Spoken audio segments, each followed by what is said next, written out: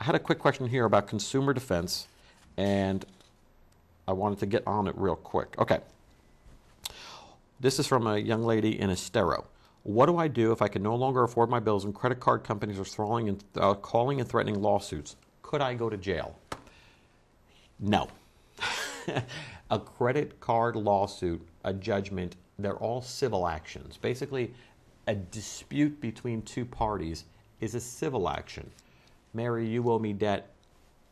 And she says, John, I don't owe you the debt. Well, that's a civil dispute. That's what the civil courts are for. This is not a criminal action. If you owe somebody money and you can't afford to pay the debt, it's not a criminal action. It's not a crime against the state, in other words, that you can't pay this bill. While a lot of people would like to think it is, it's actually not. So there's no jail time for failure to pay a debt.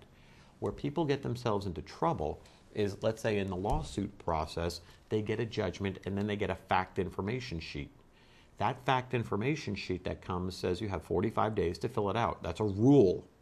If you violate the rule, the creditor runs back to court and says, Judge, they're violating your court order and the rule of procedure that says they have to fill this out. And the judge says, you're right. They didn't answer the paperwork. So now I'm going to issue an order from the court telling them that they have to comply. Well, what if you decide you're not going to comply after receiving that order? Then you violated a court order, and the judge could hold you in civil contempt. Basically, you're in violation of a civil rule or a civil order. It's an order from the court telling you to do something, and you failed to do it. That becomes a problem, and the judge could issue a bench warrant for you to have you arrested and appear in front of him and say, why didn't you do this?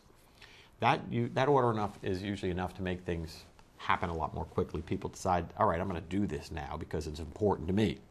So no, I don't want you to worry about going to jail for being unable to pay your bills.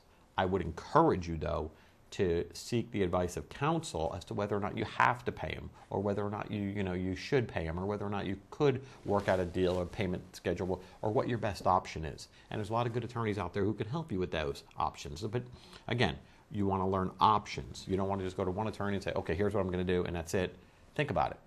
There may be other options out there, so be careful. But good question.